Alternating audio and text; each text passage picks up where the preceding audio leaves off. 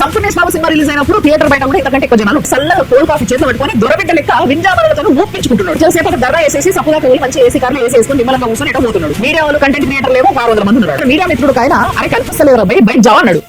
అదే స్లోగన్ అనుకోని bike job మొదలు పెట్టింది. అంటే ఎడ్యుకేషన్ మినిస్టర్ అమిత్ ప్రధాన్ రాజీనామా చేయాలి. అదేమో నాన్ పొలిటికల్ ధర్నా అంటారు. కానీ చూస్తేనేమో అడున్నదంతా ఈ కమ్యూనిస్ట్ పార్టీల బ్యాచ్, జేఎన్యూ బ్యాచ్, ఆప్ బ్యాచ్ వీళ్ళే ఉన్నారు. బ్యాకప్ అంతా దేశ విద్రోహ శక్తులన్నీ ఒక దగ్గర కలిసి మజాకులు చేస్తాము అంటే ఇందాక చెప్పిన గుర్తుంది కదా, భగత్ సింగ్ దూరు తీసుకొచ్చి కాక్రోచ్ జనతా పార్టీ ఆధ్వర్యంలో జరిగినటువంటి నిరసన సభ గ్రాండ్ సక్సెస్ అయింది.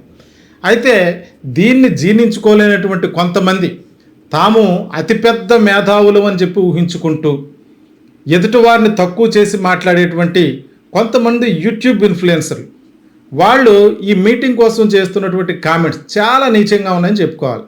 చిన్న చిన్న వీడియో క్లిప్పింగులు పట్టుకొని వాళ్ళని ఒక దేశద్రోహులుగా చిత్రీకరిస్తూ, విద్రోహులుగా చిత్రీకరిస్తూ వాళ్ళు చేస్తున్నటువంటి కొన్ని వీడియోస్ చూస్తే వాళ్ళని చూసి నవ్వాలా, జాలిపడాలా, ఏం చేయాలో అర్థం కావట్లేదు.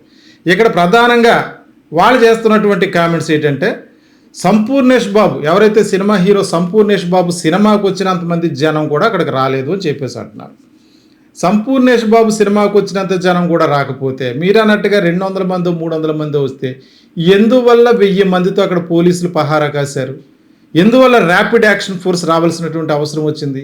200 మంది 300 మంది జంతర్ మంతర్ దగ్గర నిత్యం జరిగేటువంటి నిరసన కార్యక్రమాలు ఎప్పుడూ జరుగుతూనే ఉంటాయి. ఈరోజు కొత్తగా కాక్రోచ్ జనతా పార్టీ పెట్టిన నిరసన ర్యాలీ కూడా అలా పక్కన పెడితే ప్రతి రాష్ట్రంలో ఉన్న వాళ్ళు వాళ్ళ సమస్యల కోసం ఢిల్లీ జంతర్ మీద వేదికగా నిరసన ర్యాలీలు, ధర్నాలు చేస్తూ ఉంటారు. అందులో భాగంగానే ఇదొక ర్యాలీ అన్నట్టు వదిలేయచ్చు కదా. ఎందుకు 1000 మంది పోలీసులు పెట్టి ర్యాపిడ్ యాక్షన్ ఫోర్స్ని పిలిచి అంత అడావుడు ఎందుకు చేసిందో ప్రభుత్వం అర్థం కావట్లేదు. మరొకటి ఏంటంటే, ఈ చీఫ్ స్పోక్స్ పర్సన్ ఎవరైతే సౌరవ్ దాస్ ఉన్నాడో ఆయన ఏదో ఒక జ్యూసో లేకపోతే కోల్డ్ కాఫీయో, ఏదో కొంతమంది కోల్డ్ కాఫీ అంటున్నారు, కొంతమంది జ్యూస్ తాగుతున్నాడు, వెనకాల వింజామరలతో అతనికి సపర్యలు చేస్తున్నారని. అది ఏమన్నా పెద్ద నేరమా? ఇప్పుడు ఎండలో ఉన్నాడు, అలసిపోయాడు, ఈ యొక్క ప్రోగ్రామ్ అంతటిని వాళ్ళు కోఆర్డినేట్ చేస్తున్నారు. ఆ క్రమంలో అలసిపోయి ఒక జ్యూసో కోల్డ్ కాఫీయో ఏదో తాగితే అది పెద్ద నేరమా? అతని మీద ఉన్నటువంటి అభిమానం కొద్ది వెనకనున్న వాళ్ళు అతను అలసిపోయాడు కాబట్టి వాళ్ళు ఏదో చిన్న పేపర్ తోటి అతనికి గాలి రావడం కోసమని కిక్కిరిసిపోయినటువంటి ప్రాంతంలో అతను గాలి రావడం కోసమని కొద్దిగా ఇసిరితే అదేదో పెద్ద క్రిమినల్ చర్య అన్నట్టుగా దీన్ని అభివర్ణిస్తున్నారు. చాలా ఆశ్చర్యంగా ఉంది. అంటే ఒక కాక్రోచ్ జనతా పార్టీ బయటకు వచ్చి చేసినటువంటి నిరసన ర్యాలీ గ్రాండ్ సక్సెస్ అయిందని తెలిస్తే, ఒకవేళ ఇది ప్రజల్లోకి వెళితే ఏమైపోతుందో అన్న భయంలో పడిపోయిందా, ఆత్మరక్షణలో పడిపోయిందా ఈ గవర్నమెంట్ కానీ లేకపోతే బీజేపీ నేతలు కానీ అన్న ఆలోచన అయితే కలుగుతుంది. ఇంకొక మాట, అభిజిత్ దీప్కే కాసేపు బయట 10 నిమిషాలు ఉండలేకపోయాడు, కారులోకి వెళ్ళి కూర్చుని పోయాడు, ఎటో వెళ్ళిపోయాడు అంటున్నారు. చిన్న చిన్న వీడియో క్లిప్పింగ్.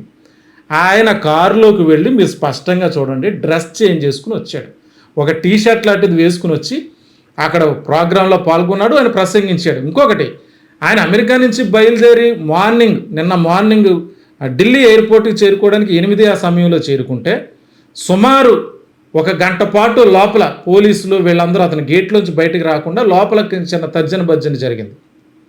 ఆయన అందులోంచి బయటకు వచ్చాడు, నేరుగా ఇక్కడి నుంచి పార్లమెంట్ పోలీస్ స్టేషన్కి వెళ్ళాడు. రెస్ట్ తీసుకోలేదు, కనీసం రెస్ట్ అమెరికా నుంచి ఇక్కడ రావడం అంటే జర్నీ ఎంతసేపు ఉంటుంది, అందరూ రెస్ట్ లేకుండా వెళ్ళి తినగా పార్లమెంట్ పోలీస్ స్టేషన్కి వెళ్ళాడు, అక్కడ అనుమతి తీసుకున్నాడు, అక్కడి నుంచి జంతర్ మంత్రి వెతుకు ఈ ప్రాసెస్ జరిగింది. కానీ అతని మధ్యలో ఎక్కడ రెస్ట్ తీసుకోలేదే. కారులోకి వెళ్ళాడు. కారులోకి ఎందుకు వెళ్ళాడు? జస్ట్ డ్రెస్ చేంజ్ చేసుకోవడానికి వెళ్ళాడు. ఆయన ఓ టీషర్ట్ వేసుకుని వచ్చాడు బయటకి.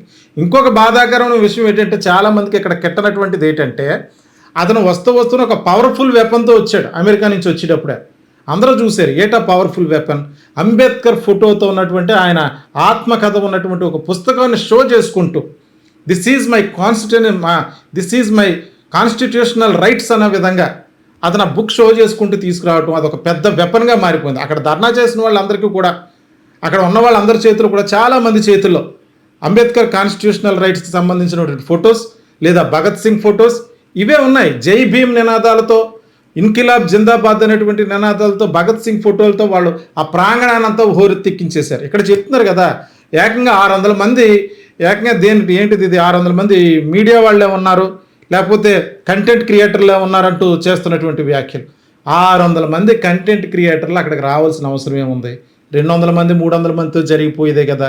600 మంది కంటెంట్ క్రియేటర్లు అక్కడికి వచ్చి చేస్తున్నారంటే, దీంతో పాటు మోడీకి సంబంధించినటువంటి మీడియా కూడా ఉంది అక్కడ. లేరని ఎవరు లేదా. కాకపోతే దీన్ని బయటకు చూపించిన వాళ్ళు, ఏదైతే ఇది గ్రాండ్ సక్సెస్గా మారిందో, ఏదైతే ప్రభుత్వానికి వ్యతిరేకంగా ఒక పెద్ద స్వరంగా మారిందో, దీన్ని బయటకు చూపించడంలో చాలా మీడియాలు సంకుచిత మనస్తత్వాలు కలిగి దీన్ని ఎక్స్పోజ్ చేయలేకపోయాయి.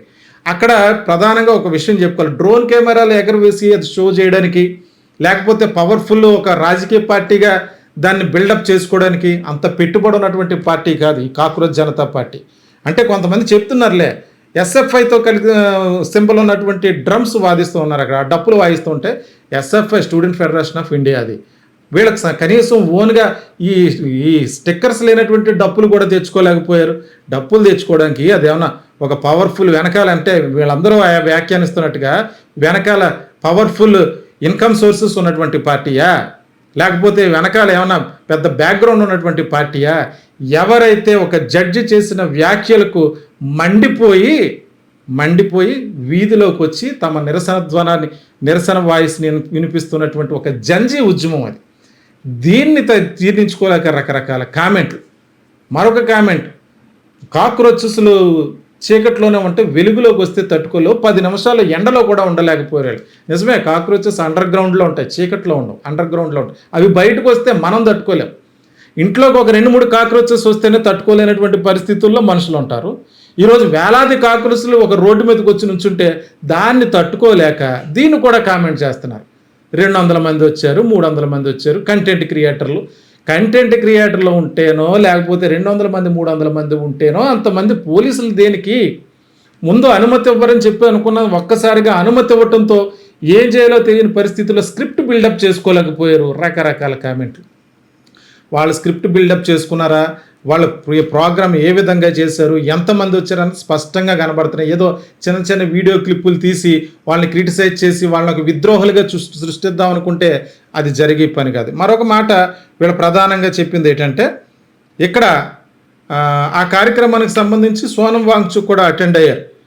ఇటువంటి సందర్భంలో వాళ్ళు చేస్తున్నటువంటి మరికొన్ని విమర్శలు, లెఫ్టిస్టులు అంటే లెఫ్ట్ పార్టీకి చెందినటువంటి వారు, ఆమ్ ఆద్మీ పార్టీకి చెందినటువంటి వారు, వీళ్ళే ఎక్కువ మంది ఉన్నారు. 50 నుంచి 60 సంవత్సరాల వరకు ఉన్న వాళ్ళే ఎక్కువ ఉన్నారు. అంటే 50 సంవత్సరాల నుంచి 60 సంవత్సరాల వరకు ఉన్న వాళ్ళు మనుషులు కదా, ఒక అభిజిత్ దీప్కే యొక్క పిలుపు అందుకుని వచ్చినటువంటి వారు కాదా? అవును, అక్కడ లెఫ్ట్ పార్టీస్ ఉన్నారు, ఆమ్ ఆద్మీ పార్టీస్ ఉన్నారు, కాంగ్రెస్ పార్టీకి సంబంధించిన ఉన్నారు, కొంతమంది బీజేపీ పార్టీకి సంబంధించినటువంటి వారు కూడా ఉన్నారు.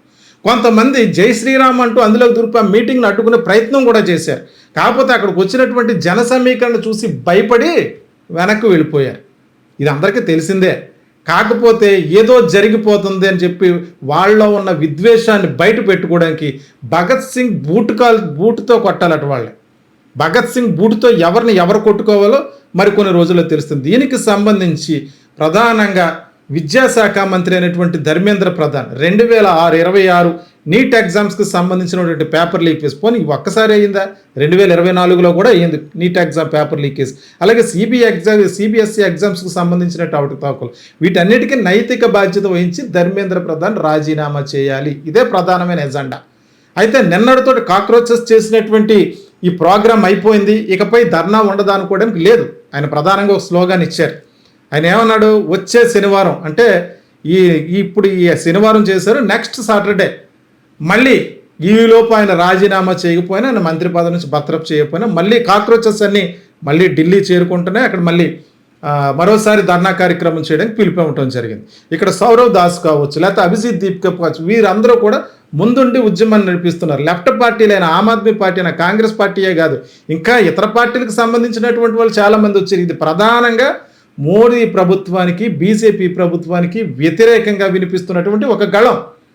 చీకట్లో ఉండే బొద్దింకలు వెలుగులోకి వచ్చే కాదు, అండర్ గ్రౌండ్లో సైలెంట్గా ఉన్నటువంటి బొద్దింకలకు సెగ తగలటంతో ఒక్కసారిగా బయటకు వచ్చాయి. అది తట్టుకోలేనటువంటి వారు, అది జీర్ణించుకోలేనటువంటి వారిని ఒక విద్రోహులుగా చిత్రీకరించే ప్రయత్నం చేస్తున్నారు. ఏమీ ముందు అనుమతి ఇవ్వలేదు, తర్వాత అనుమతి ఇవ్వకపోతే దాని పరిస్థితి ఎలా ఉంటుందో ప్రభుత్వానికి తెలియదు కాదు. అనుమతి ఇచ్చి 1000 మంది పోలీసులను, ర్యాపిడ్ యాక్షన్ ఫోర్స్ను పెట్టారంటే దీని తీవ్రత ఏ విధంగా ఉన్నదన్నది అందరికీ తెలుసు. కాబట్టి ఒక కార్యక్రమం ఏదైతే ఇది ఒక యువతకి, స్టూడెంట్స్కి, వాళ్ళ భవిష్యత్తుకు సంబంధించి కాక్రోచ్ జనతా పార్టీ ఒక సెటైరికల్గా ప్రారంభమైనా సరే ఈరోజు ఢిల్లీ నడివీధిలోకి వచ్చి మోడీ పార్టీని ప్రశ్నించే స్థాయికి వచ్చిందంటే ఇది ఒక విస్తృతమైనటువంటి రాజకీయ పార్టీగా మళ్ళీ పరివర్తనం చెంది రేపొద్దుటి ఈ ప్రభుత్వాన్ని గద్దెదించేటువంటి పరిస్థితి ఏర్పడుతుందన్న భయంతో ప్రధానంగా ఈ మతతత్వ పార్టీకి భావజాలం కలిగినటువంటి ఈ యూట్యూబ్ ఇన్ఫ్లుయెన్సర్లు అందరూ కూడా కావాలనే విషం చిమ్ముతున్నారు. కాబట్టి నిజంగా ఈరోజు చెప్తున్నాం, జూన్ 6వ తారీఖున జంతర్ మంతర్ వేదికగా కాక్రోచ్ జనతా పార్టీ ఆధ్వర్యంలో జరిగినటువంటి భారీ బహిరంగ సభకు వేలాదిగా కాక్రోచులు తరలి వచ్చారు. చిన్న చిన్న వీడియో క్లిప్పింగ్లు పెట్టుకుని విద్రోహులుగా వాళ్ళని చిత్రీకరించే ప్రయత్నం చేస్తే భగత్ సింగ్ బూటుగాలతో కొట్టుకోవాలో లేకపోతే వాళ్ళ చెప్పులతో వాళ్ళే కొట్టుకోవాలో ఈ విమర్శించే వాళ్ళే ఆలోచించుకోవాలి.